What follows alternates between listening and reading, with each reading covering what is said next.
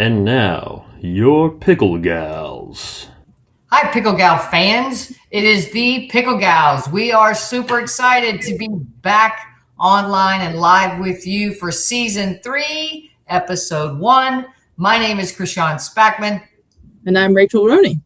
And together we make the Pickle Gals. So we are super excited to talk to you today. We're going to catch you up a little bit on ourselves and what's been going on lately. And then we have a super sizzling hot topic, and we have some real inside information and real true experience that Rachel's going to captain today in our conversation. So with that, court is now in session. Yeah, and it's been a minute, and we're excited to kick Season 3 off. We're going to mix it up this season. We just talked about we'll have some guests. We won't have some guests. We'll have some happy hours, which we are doing today. We're going to kick this one off with a happy hour. Cheers. Cheers. Haven't seen each other in a while, so definitely want to catch up on life, what you've been doing, what I've been doing. There's been a lot of pickleball in between, and then the hot topic right now, we're in the early part of May, has been, for me anyways, having the DUPR Reset going on, and it's been a big topic for everyone. I think there's still some things people are trying to figure out about it, so we'll try to answer those questions today. So let's have you kick it off.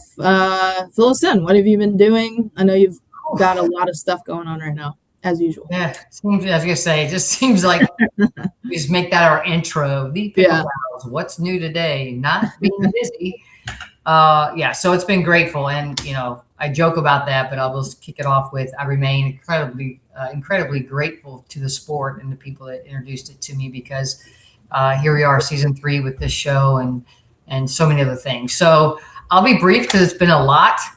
So first of all, I'm here in St. Pete, Florida, and we have opened the St. Pete Athletic Club, otherwise known as SPA, here in St. Pete. And it is a one-of-a-kind, no kidding, country club of all country clubs for pickleball. And we have actually just added recently 2 paddle or padel, depending on where you are in the world. Nice. Courts as well. So, but the club is just outrageous. So if you want to check it out, if you want to look at pictures, because you will be blown away that it's actually a pickleball facility. It is stpeteathletic.com. And it's also on Facebook as well, but it's one of a kind, truly one of a kind. So I am very, very fortunate to be able to be one of the first coaches there, and we've built the coaching staff since then. So that's a fun thing. Something brand new for sure is an opportunity that I just accepted, maybe, I don't even know, a month or so ago, and that is to captain/coach one of the teams in the All Florida Pro League. These are the young guns, I call them, but they're the young ones. We literally, when I say young, we had from 12 years old to 45 years old in our combine. So this is called the All Florida Pro League. These are kids that are targeting to get signed by the PPA. Put in perspective, this is the 3rd season, and already 8 of these kids have been signed to PPA contracts, 2 of them to India. So in addition, so it's amazing. Again, how did pickleball get me here? I don't know. But my team, I'm super proud to be the captain of the Gainesville Chomp. And let's go. Yeah, Gator, let's go. We kick it off this coming Saturday down in Punta Gorda at the Pickleplex. So if you're in the area, come check it out. It's amazing pickleball. These young guns are just incredible. So that's super exciting. I guess the last thing, because I'll just pick 3 of the top crazy, amazing opportunities, is this right here, Costa Rica Pickleball Retreat. So if you recall, if you watched Season 2, we had the owner of the Costa Rica Pickleball Retreats on our podcast, and that has led to opportunities for both of us. I did get to go this past year, or actually back in March, April, got to coach a week there, and I'll just leave it at this. If you want a retreat that combines an amazing facility, a great food, really, really cool excursions, phenomenal people, great views, and good pickleball. You have to check it out. It's Costa Rica Pickleball Retreats, and it has literally been just such a pleasure to be part of them and to coach with them. And I'm planning on going back next year for 2 camps at least. And it's just super thrilling. Gina Correll is the owner. Check it out. You won't be disappointed. So let me know if you need help. Big ones. I feel like I could go on, but I'm gonna save you some time. So yeah. Let's pick up where you left off. What's going on in your world? Yeah, I've been, I'm still here in Richmond, Virginia at Performance Pickleball. So, I think January, February were our highest rev months to date. The programming that was going on, and obviously the weather was a little bit crazier here in Virginia during that time, but it was pretty wild. And that's settled down a little bit. So kind of getting our bearings again with things. But yeah, the biggest thing, kind of outside of work's been joining the USLPL. They rolled out their 35 plus pro league. So there 3 showdowns. We're about to do the last one in about a week up in New Jersey, but it was cool to be a part of that experience. I was telling someone the other day, I was drafted by the Hagerstown Hit Squad as a protected player, and just being on a team like that again and getting really competitive matches, but feeling like you're part of a team was kind of reminded me of my college tennis days. So that's been really fun to just meet some new people. Most of them are from Maryland on my team. So a lot of people that I don't typically get to play with. So that's just been a lot of fun and kind of challenged me in a different way, kind of off the court, off the coaching route, and put me back in that mindset a little bit of my students and what thoughts go through your head during competition, how you handle pressure and all that. I got to re-experience some of those things. So so that's been a lot of fun. And so we're wrapping that up and we'll go into summer, which will involve a lot of youth stuff, a lot of youth camps and things like that. So I'll be saving my energy for that next. That's awesome. Yeah, that reminds me before I forget, good luck to everyone trying out for what is now the Champions Series Senior Pickleball League, Pickleball Champions Series Pickleball, formerly known as the National Pickleball League. It's your initials. You got to remember that. It's how could I screw that up? It's like my initials, my brand for Sean Spackman Pickleball, CSP. So I appreciate them naming that after me. But tomorrow's the draft for the next season or this upcoming season. So good luck to everybody for that. I'm in the draft as well, so I'll be paying attention. But I did want to highlight that one of the coolest things we're doing this year, the big change for CSP, formerly National Pickleball League, we are actually doing 3 or 4 tour stops with or alongside Major League Pickleball. Mm-hmm. So that's going to be a huge game changer. And there's lots of fun stuff that's going to happen out of that. But what I am really fired up about, other than just being on this podcast with you again, it's been too long. I'm really excited. So let me set the stage. DUPR Reset. Hot, sizzling, or argue topic. Yeah. I did not do it. Mm-hmm. Rachel did do it and is engaged in a lot of programming that is affected by it or vice versa. Yeah. So I'm going to be like an audience member today, but I get to live ask questions and pick and probe because, we have DUPR and we have VAR out there. I know where I sit. So I'm very curious to learn about this DUPR Reset, what your experience has been of it. And let's jump right in. Yeah, absolutely. Yeah, it started a few weeks ago. And if you're not familiar with what DUPR Reset is, it's essentially an opportunity to reset your rating based on a smaller subset of data. So from the starting point, which I can't remember that exact date now, up until May 17th, you can join the reset by paying $35 to DUPR. And essentially what that does is the matches that go into your DUPR during that time frame, you're still on the front end. So on your main DUPR page, you're still going to have those same fluctuations, and your DUPR is going to go up and down based on your match data, right? On the back end, however, they're taking that smaller subset and taking the reliability, which we know if that reliability is low, your movement is more sensitive. So it's taking that all the way down so that it takes that 8+ match minimum and essentially gives you a rating based on that and that sensitivity. So that was a lot of why I did it. I had a rating long ago when it first started, and I was honestly curious about the process, how my students were going to sort of handle that and our clients. And then just out of curiosity for myself, like, will it change? Will it not? I'm in a league now. We'll see. But essentially people are doing it because there's no risk. There's no risk in getting your rating lowered. It's going to either go up based on that smaller subset, or you'll just keep the rating that you have. And so that's kind of let me jump in there. So you can't go down. No, that's why people are doing it. Okay. All right. The interesting part of that is in a club setting doing DUPR games, which is the same thing essentially. What I've found is people tend to not sign up unless people are at their level or above, because they're afraid of that rating going down. This kind of allows you to play in a bigger fluctuation of ratings and not kind of risk that rating going down.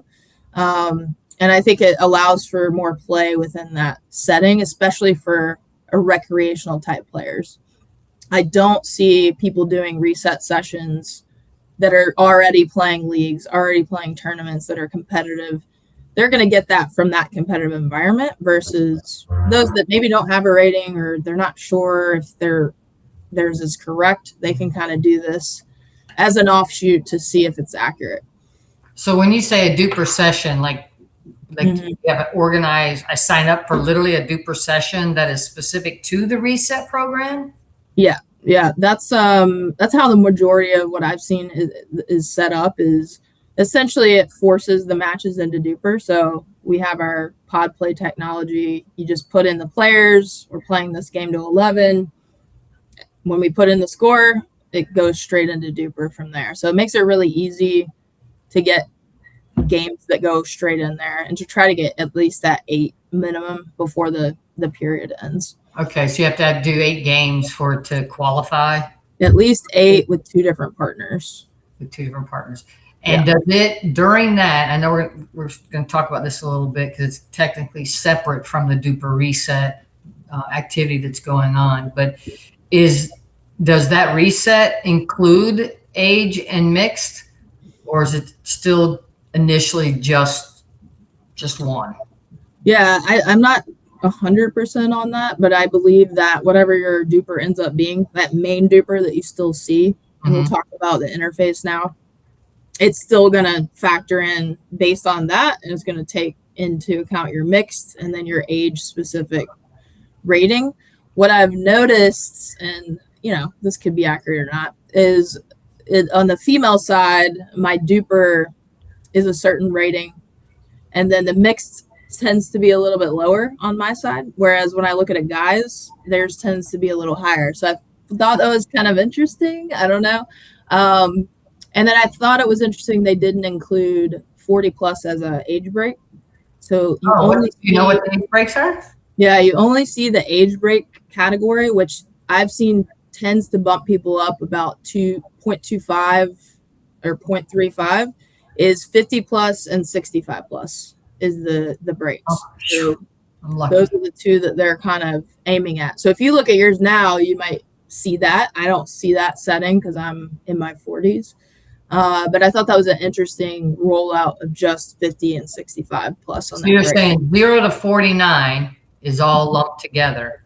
All lumped together, but you will see your mixed rating as well. Right. But age-wise, it's 0 to 49, 50 to 59, 60 on. Mm-hmm. Yeah. I know that when I looked the other day, not to get too far off of Reset program, when I looked the other day, for the first time, I saw, a doubles rating, I saw a mixed rating, and then I saw my rating against other 50 plus. Yeah. people. Correct. Yeah. And, I got to tell you, I felt much better because my rating against my everybody has. Yeah. That's why I wanted the 45 too, buddy. Like, it's going to go up a little. Yeah. So here's what's interesting. And here's maybe my bias a little bit when it comes to rating systems after we had VAR on last year. Yeah. So it kind of tells you, for people that said it didn't matter, and most people didn't say it didn't matter, but for people that I feel like this were like locked in on DUPR and just kind of didn't seem very open to the argument about age and gender and all that proves it right there. My gender rating versus my mixed rating is different. And I think most everybody will probably be a little higher. But then on top of that, my 50 plus rating, so playing like aged people, is by far the highest. Yes. Right. So I think I'm torn about the whole DUPR reset thing. And part of it is, I'm just seeing it at face value. So when it first came out, yes, I was one of many people who are like, really? You're basically admitting you got the algorithm wrong. And that's how I looked at it. And I don't, to be fair to DUPR and honest to myself and to the listeners, I have not read and researched enough about what, when, where, how, and why to understand it anymore. So it's very much just off the surface. Yeah. But what I will say is all these arguments from DUPR as well, saying the rating is good. Clearly, we now have fact-based data that says it produced by DUPR. Yeah, says we were wrong because it does matter. Yeah. Because no one's ratings in those three categories. I shouldn't say no one. I don't know that it's not true. Someone doesn't have it, but it would be a bit unlikely that many people would have the same rating for gender versus mixed versus age. And that's what we've all been yelling about before we had an alternative system, right? We've all been yelling about this isn't right. You can't mix these things. Age, gender and mixed is different. Age is different. It is. Yeah. So I'm going to say, on a positive note, I'm glad you know more about the reset, and we could talk more about pointing some of those things out. But at the end of the day, if it's the reset or something else, maybe the power of competition has generated created this algorithm that now does take into account gender, mixed, and age, then so be it. It's a better way. It's a more accurate way of doing it. So I'm appreciative of that. Nothing negative to say about that at all. I did want to ask, what's that mean in terms of playing up and playing down, and how does that? Are you seeing what kind of effect are you seeing on the ratings going up and down during this whole experience? Well, that's what the interesting part is. I haven't seen yet what that looks like on the back end, or how that's gonna play out on the 17th. Like, do we get an email? Does it just show up on the app as your higher rating from that algorithm switch? That's what I imagine it'll be, to keep it simple. But it wasn't really clear how that was gonna be displayed to the user. So I think it'll be interesting on the 17th what ends up popping up in that algorithm, especially because they rolled this new interface with the age breaks and mixed breaks out during this time too. So I think that's all really interesting, and mostly too because this reset period, to me, what I've noticed as a provider is, again, the recreational player, they're signing up for those reset sessions like individually, but the competitive player isn't doing that. They're getting it through those other avenues. So, and I tell people this all the time, I think the majority of people think that their rating should be higher than it actually is.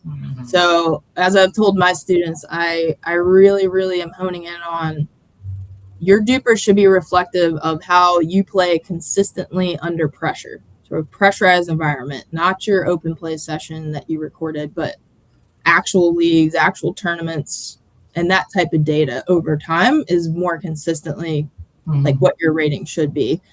And if you think it should be higher, then you should be putting yourselves in those environments, honestly. And we talk about, you can play up always which is an interesting topic to kind of dive into as well.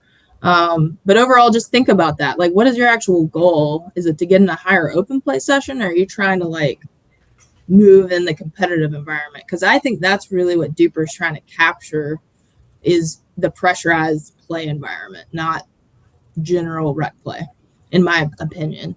So can I up for this reset? Can I like go record 8 games that I've played in and submit those 8 games, and that's the input for the data, or how does? Yeah, that would be whatever you submit during that time to DUPR. So and in a third party setting, so not you going out with your friends and like entering the match. That's the rec setting, right?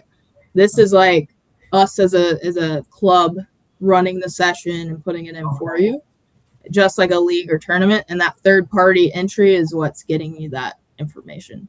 Okay. Well, I'm glad we made that distinction then, because I'm like, if I can just pick my 8 best games, like go get your 5-0 again. Yeah, exactly. That's good stuff. And I think it's also important because, I'm a certified DUPR ratings coach too, right? And I talk to people and they come to you and they want to be, like you said, everybody thinks they're better than they are. Again, I hate to use, I shouldn't use everybody, but most. Well, remember the stats we talked about. 13.5% of all DUPR users are actually 4.0 plus. So that's a pretty stark difference in what the majority of people think that they are, I think. Right. And let me step back to that point. You and I have talked about this before, and this might get some people stirred up. I'll ask you a question. Do you believe that the 4.0 skill set today is the same measurement of a 4.0 skill set 5 years ago? No. Which ways it go? Less, more? I think the style of play is different. And so that's held some people at their rating. So as the games evolved, like some people have held that rating, some people dropped, but I see such a disparity in that 4.0 group overall. And that's kind of that tipping point of the style of play mattering. And again, it comes back to that decision-making. The decision-making is just a little bit poorer in that lower to upper side of it.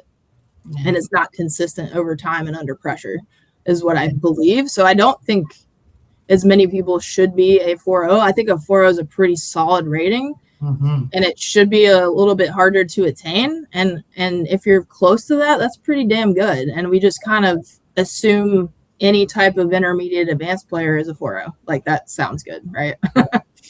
No, I agree. And it would be interesting. And maybe I should challenge myself to go back and see if I can find video of when I was a 4.0. Same.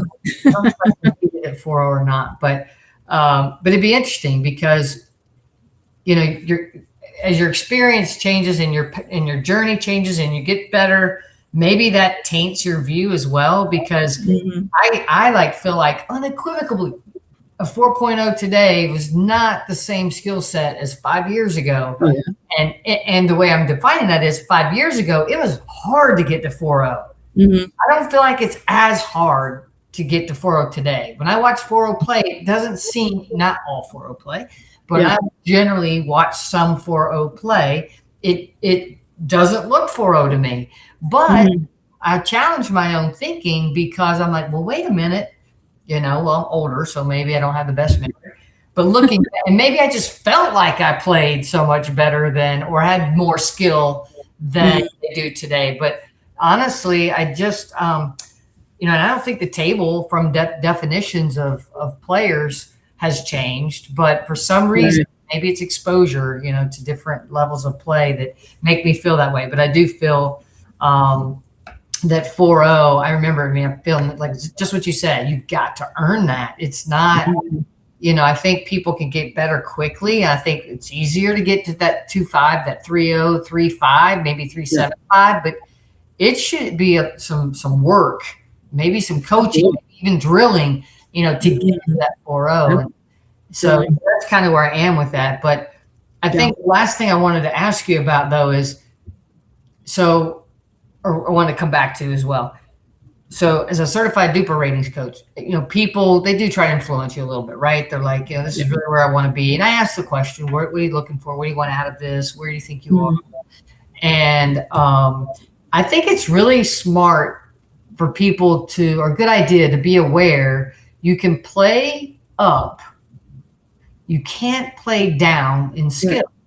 So if you are really a 3-5 player and you, however you do it, get rated as a 4.0. Let's take self-rating as an example. I self-rate as a 4.0. I can't play 3-5 tournaments. Right.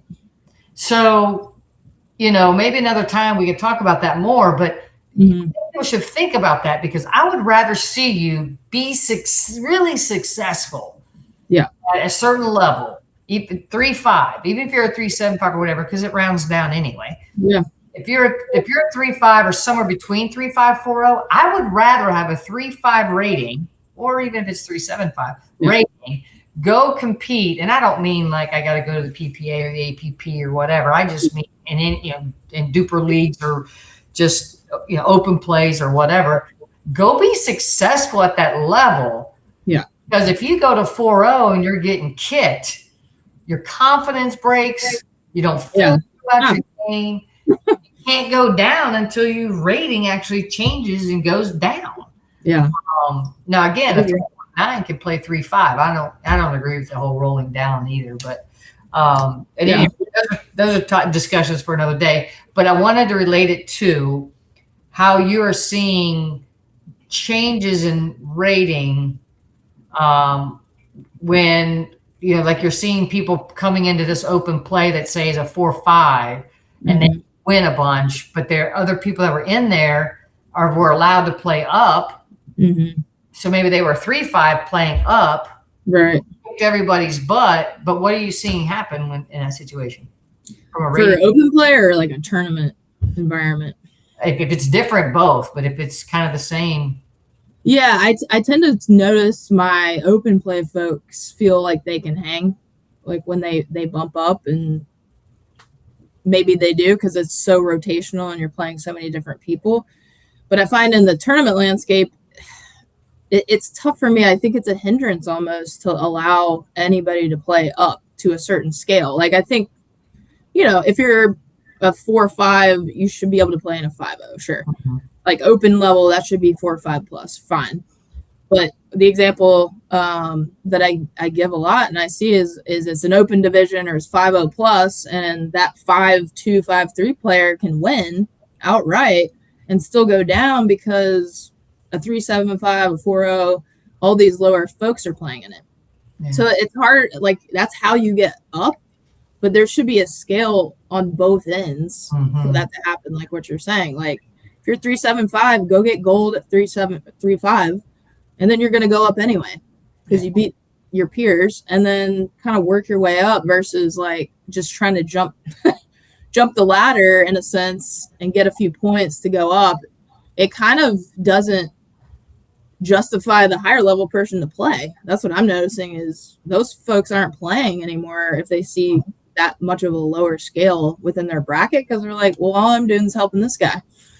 So, and just to clarify your point, what I'm hearing you say is that 5.3 person wins the whole thing. Let's say they play 20 games. That seems outrageous, but they say they play 20 games. They beat everybody. Some badly, some closer, whatever.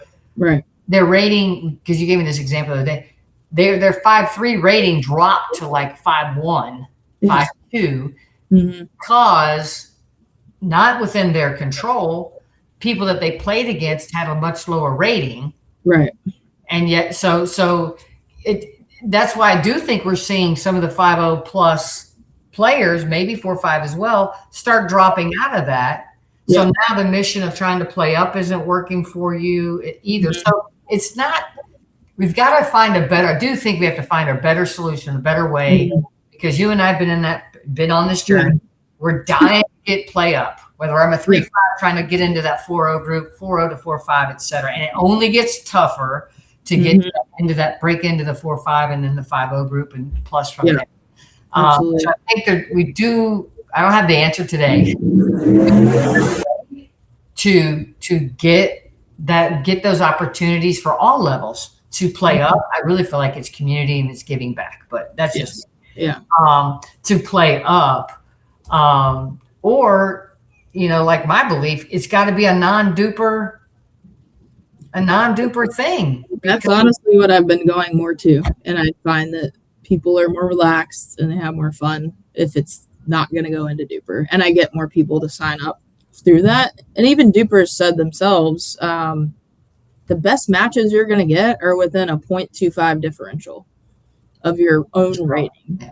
So if you think about it that way, why would you jump like a whole level up in a tournament, especially under pressure? Like maybe that 3.5 to 3.99 scale is perfect. Like play in that, win it, and then go up, earn it essentially.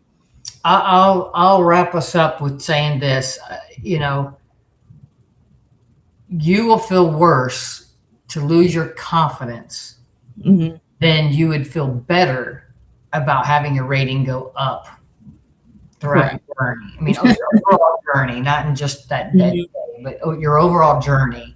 You lose this, you lose your confidence, you lose your joy in the game, and your play is just going to deteriorate. And because it happened to me several years ago, and we talked about that. I think it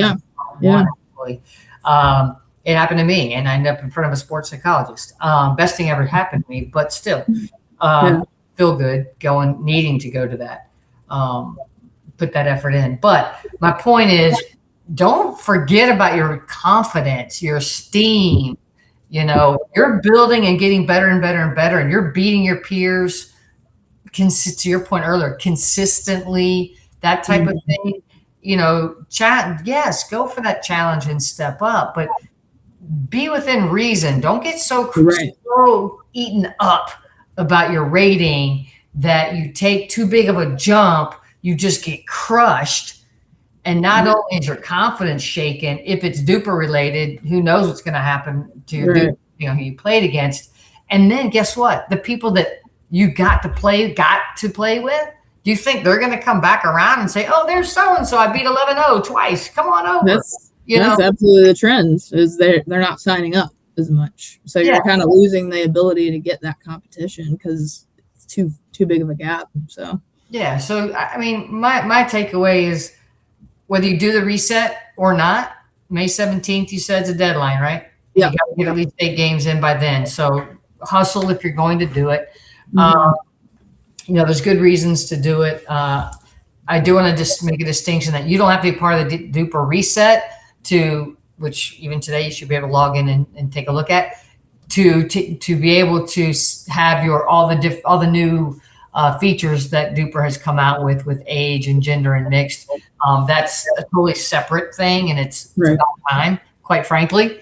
I think right now, DUPR is still going to come out with some changes and get better. I think it's a good competition. It's a good thing. I think the VAR rating system, who's had, gender and age and rec versus competition and lots of other, adaptive pickleball. They've got a lot of factors. We had them on season 2 to learn all about that. They have a lot of factors. They have an AI agent and formula that is phenomenal as well. So I still lean VAR, but I am very appreciative that DUPR is, expanding and broadening their capability and the data they're offering. I think that's a really good thing. So if you guys want to do the reset thing, go for it. You're getting close to the deadline. But again, just measure rating along with yourself and your confidence. I would say to err on the side of yourself and your confidence over a rating any day. So it's more fun that way. So absolutely, you'll find the joy. You won't lose it, but you will find it. So with that, we can't be more excited to kick off this season 3. Hope you enjoyed the episode. Check us out on Facebook. Check us out on YouTube, Spotify, Apple. We'll be producing out on those channels after every episode. Please subscribe, follow us, send us comments. You can tell us you hated the conversation about DUPR, or you hate VAR, or you love it. We don't, we're impartial at the end of the day, even if we have our own preferences. But we love the banter. We love the conversation. If you have a topic, let us know as well. And with that, court is now adjourned.